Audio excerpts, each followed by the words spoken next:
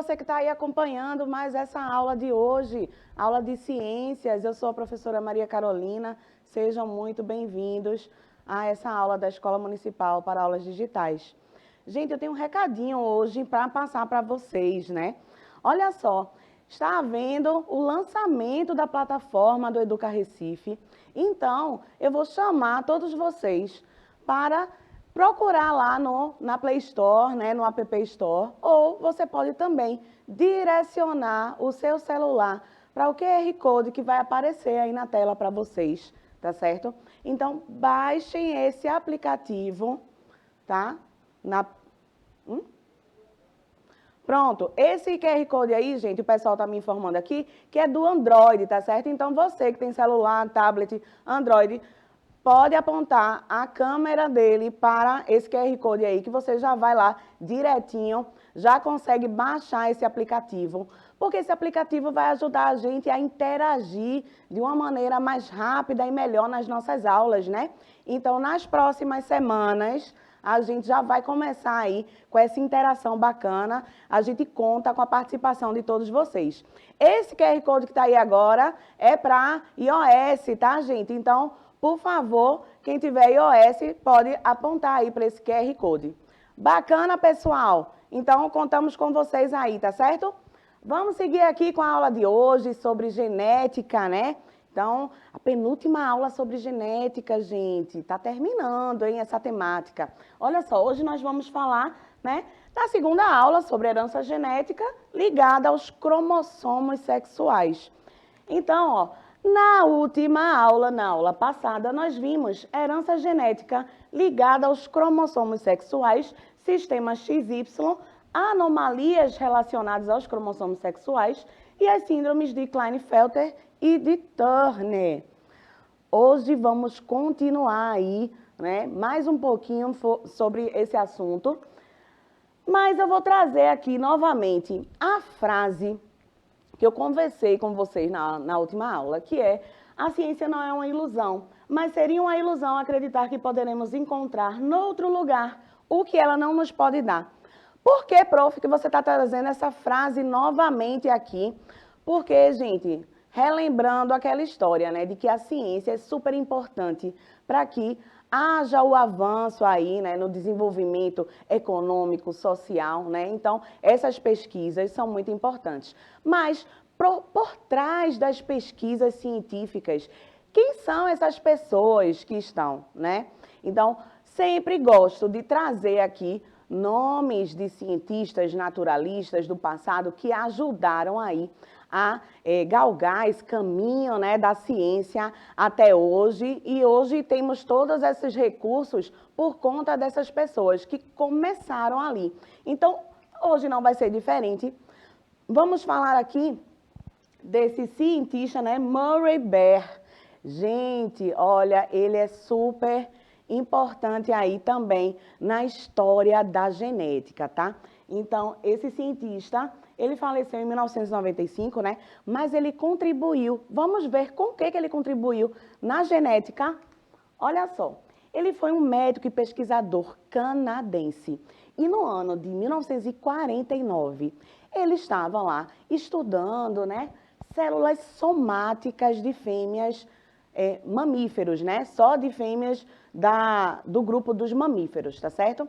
Mas nesse ano ele estava lá com seus estudantes e junto com um desses estudantes, desse pesquisador, eles acharam uns corpúsculos ali nas células. E esses corpúsculos, eles coravam de uma maneira muito forte, né? Quando colocavam um corante ali, ele sobressaía naquele corte, né, que ele havia feito ali para observar as células, tá certo? Então, só para a gente saber, essa figura aí, ela está mostrando para a gente algumas fases, né? Algumas etapas aí do ciclo celular, tá, pessoal? Então, observando esse ciclo celular aí, né? As várias etapas, esse cientista, junto com um aluno dele, achou aí esse tal desse corpúsculo. Mas o que será que é esse corpúsculo, né? O que é que ele faz, né? Então, Vamos ver aqui. O corpúsculo mais tarde ficou conhecido como corpúsculo de Barr, né? É o sobrenome aí desse cientista, né? O Murray. E o corpúsculo de Barr também chamado de cromatina sexual. Essa cromatina sexual é o que, ó, pessoal? É um cromossomo X que permanece condensado, ou seja, enovelado, né? Lembra, eu já falei para vocês algumas aulas atrás, que o cromossomo, ele só consegue ser visto nessa fase aí, na intérfase, tá? Que esse cromossomo, ele aparece aí condensado, ou seja, enovelado. Quando não está nessa fase, quando está em fase de divisão celular, a gente não consegue ver, né, observar esse cromossomo, tá certo? Então, é um cromossomo X que permanece condensado na intérfase, estando, portanto, inativado. Aí vocês vão olhar para mim, beleza, né, prof? Entendi tudo. Não, professora, peraí, explica aí mais um pouquinho o que é a intérfase, né? Que danada é a intérfase, professora? Se a senhora não me explicar isso, eu não vou entender bem esse conceito aí da cromatina sexual ou corpúsculos de Barr. Então, vamos ver o que é a intérfase. A intérfase, então, gente, como eu falei para vocês, é esse estágio aí, onde não está havendo divisão celular, tá certo? Então, é o estágio de preparação da célula para a divisão, tá?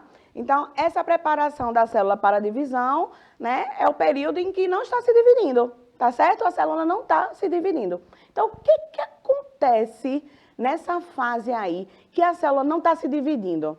A célula fica parada, professora, não faz nada? Não, existem fases aí dentro dessa intérfase. Então, dentro dessa fase, existem subfases aí, tá certo? Vamos ver o que cada uma delas representa para a célula, né? Temos aí a fase G1. Essa fase G1, ó, período que ocorre aumento de tamanho da célula e também aumento do metabolismo celular.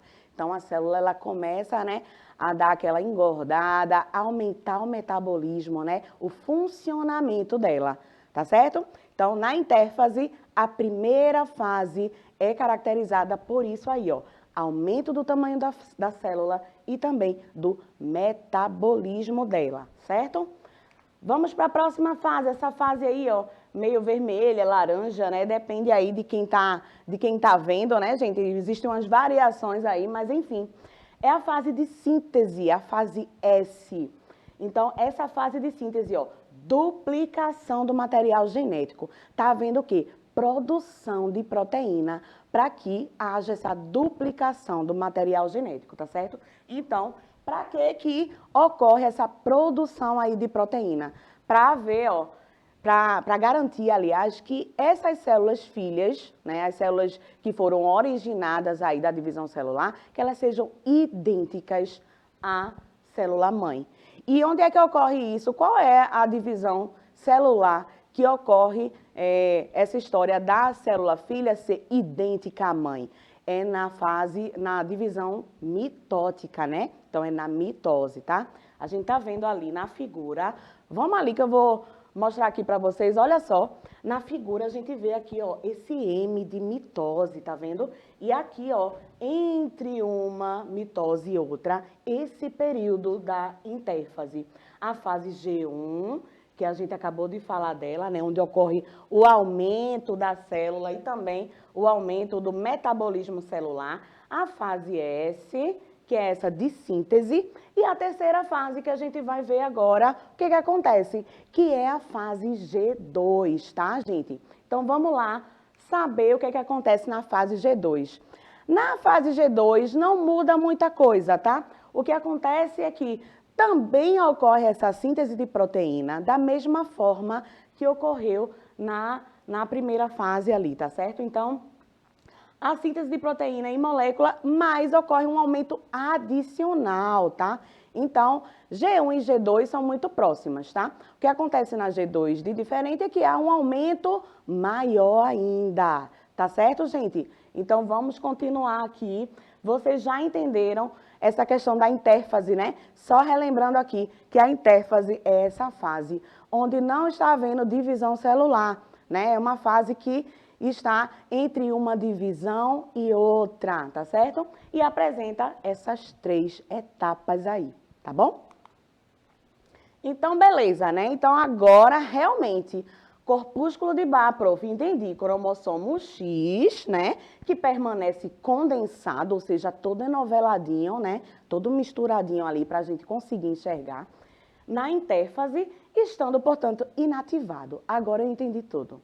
Entendeu mesmo? Olha só, e essa questão de inativado, hein? O que isso muda, né? Nesse cromossomo aí? Por que ele é inativado? O que acontece, então, na célula se ele é inativado, né? Será que muda alguma coisa? Vamos ver. Então, ó, esse inativado desse conceito aí, né? O que quer dizer isso? Está relacionado a essa história aí do mecanismo de compensação de dose. Professora, a senhora já vem com essas conversas aí, né? Esses negócios tudo doido, não estou entendendo nada, não. Olha só, super tranquilo. Esse mecanismo aí de compensação de dose é muito fácil de entender, olha só. Ele vai manter constante, ó, presta atenção, hein? Manter constante a relação de autossomos e cromossomos X em machos e fêmeas. Que danada é autossomo, hein, professora? Já falei para vocês, hein? Falei, inclusive, na aula passada, relembrei isso, que os autossomos são todos aqueles cromossomos que não são sexuais, tá certo? Então, são aqueles 44 cromossomos que não são sexuais. Eles são chamados de autossomos. E aí, essa relação entre autossomo e cromossomo X nos machos e nas fêmeas, né, das espécies, ela precisa ser sempre equilibrada, né? Porque se houver alguma diferença do que acontece normalmente, né, nos cromossomos, no número de cromossomos, nessa divisão dos cromossomos, então vão haver o quê? Anomalias dentro da espécie, tá certo? Então, ó, em células somáticas, que é isso, célula somática?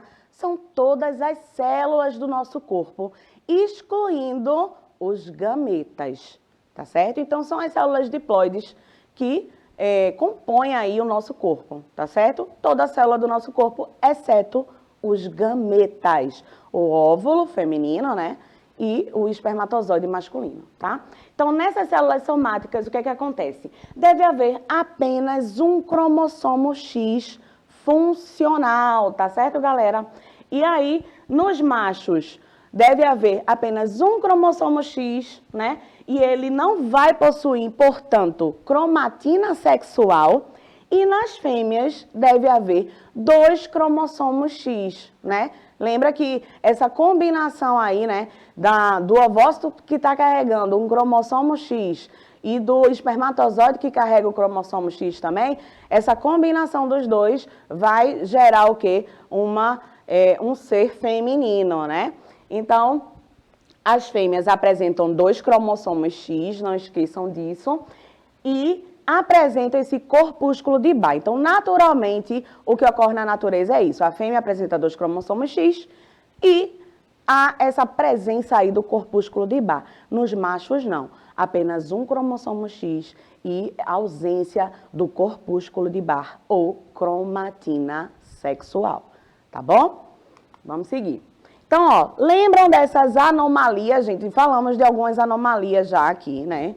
Então, eu queria relembrar aqui com vocês. A anomalia será tudo aquilo que não acontece normalmente, tá certo? Então, essas alterações que existem aí na divisão da célula para formar os gametas pode ocorrer de maneira errada e isso vai gerar uma anomalia, tá certo? Um X ir para um lado errado, o Y e tal, e ocorrência não, né? Na verdade, a ausência de um cromossomo, né? Dentro de um gameta, tá certo? Enquanto o outro tem cromossomos a mais, tá bom? Então, tudo isso pode levar a uma anomalia. Já que a gente já entendeu aqui o que é anomalia, então, a verificação da presença do corpúsculo de Bar. Então, quando a gente percebe que há o corpúsculo de Bar ali, a gente pode detectar se há uma anomalia ou não, tá? Desse jeito, ó. Na síndrome de Turner, lembra que a gente viu essa síndrome de Turner já? Então, na síndrome de Turner, a gente pode observar aqui, ó, esse genótipo, né? 2AXO. Esse genótipo, ele vai determinar o sexo feminino, mas, apesar desse genótipo determinar o sexo feminino, ele não apresenta corpúsculo de Bar. Lembra que eu falei para vocês agora há pouco que o genótipo feminino seria sempre cromossomo XX, né? E também que apresentaria um corpúsculo. Aqui nessa síndrome, a gente vê que isso não ocorre, tá, gente? Então, ó, detectamos aí uma anomalia, tá certo? Outro exemplo aqui seria a síndrome de Klinefelter, que a gente também já viu. Da mesma forma, esse genótipo aqui, ó, 2AXXY, né? Apesar dos indivíduos que têm essa síndrome de Klinefelter serem fenotipicamente masculinos, ou seja, fisicamente, né, masculinos, eles apresentam o corpúsculo. Então, isso é o quê? Uma anomalia, porque o corpúsculo só deveria vir, né, surgir, né, ser visto na fêmea, tá certo?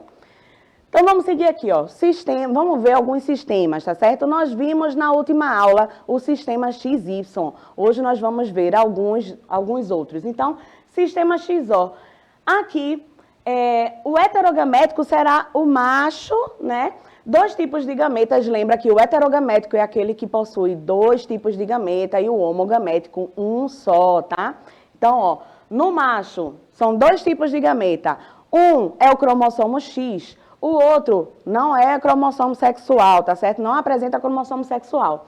Nas fêmeas, 2X, tá bom? Então, seguindo aqui, a gente vê nesse cruzamento o que acontece, né? Então, cruzando aqui, ó, a meiose, né? A divisão celular na fêmea e no macho, e aí a fêmea, ela vai gerar esse genótipo aqui, né? 2AXX, e o macho, né, no cruzamento 2AXO, tá certo? Esse sistema ele é representado pela maioria dos insetos, né, percevejos, baratas, gafanhotos, todos esses animais apresentam o sistema XO aí, relacionado aos cromossomos sexuais, tá certo? No sistema ZW, os cromossomos são Z e W, gente, só para diferenciar aí de X e Y, para a gente não ficar confundindo os sistemas, tá certo? Então, é uma convenção, a gente chama isso de convenção, tá bom? Nas fêmeas, aqui, ó, a fêmea é heterogamética, né? Normalmente, a fêmea ela é homogamética, né? O XX, mas aqui a fêmea é heterogamética, apresentando 2 cromossomos sexuais diferentes e o macho homogamético, só com 2 cromossomos sexuais iguais, tá certo? Então, no cruzamento ali, tá vendo? A gente vê, né, que o macho apresenta 2AZZ e a fêmea 2AZW, tá? Tá vendo aqui, ó, o masculino, ó, homogamético ZZ, tá vendo? 2 cromossomos iguais. A fêmea ZW, diferente, né? Então, 2 cromossomos diferentes aí. Nesse sistema, gente, a maior parte é de borboletas, mariposas e alguns peixes e aves, tá? No sistema ZO, o que acontece? As fêmeas ZO heterogaméticas, tá certo? Então, elas aparecem como ZO. E os machos aparecem como ZZ, homogaméticos, a mesma letra, lembra?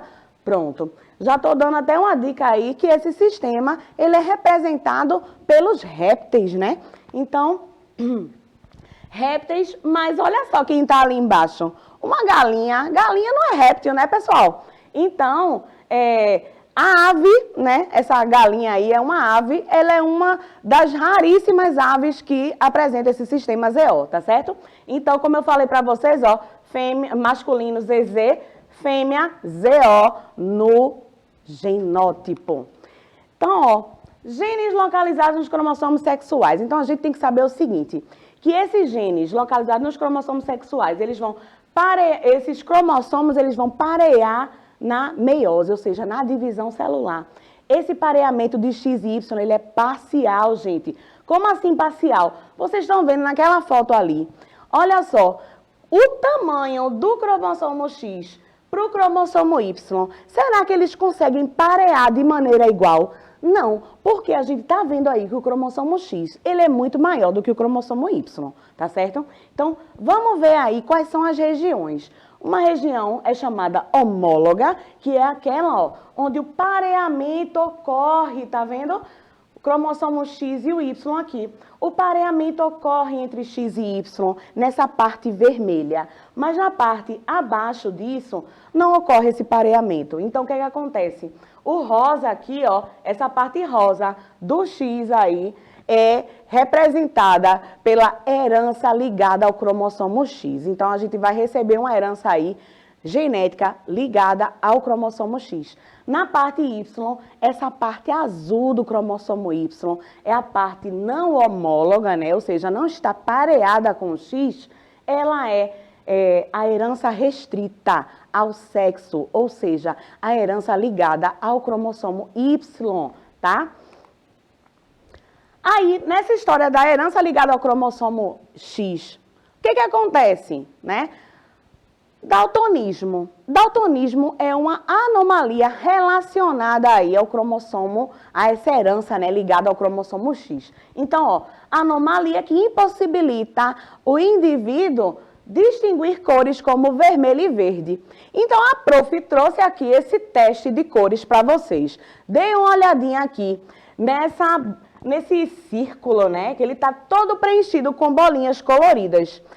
Aqueles indivíduos que conseguirem enxergar a letra que está escrita aí no meio, né, com bolinhas de cores diferentes na cor verde, quem conseguir enxergar não apresenta daltonismo. Mas aqueles que estiverem vendo só bolinhas marrons, pessoal, então é melhor investigar. Se você não sabe, provavelmente você apresenta o daltonismo, tá certo? Então, como é a disposição desses genótipos do sexo masculino e feminino, né? Então, ó, para ser um indivíduo com fenótipo daltônico, ele precisa apresentar o genótipo, ó, Xão, Dzinho, Y, né? No caso dos meninos. E no caso do sexo feminino, ó, Xão, Dzinho, tá? Se não for desse jeito, se apresentarem genótipos diferentes deste, o que acontece? Fenótipos normais, tanto para o masculino quanto para o feminino, tá?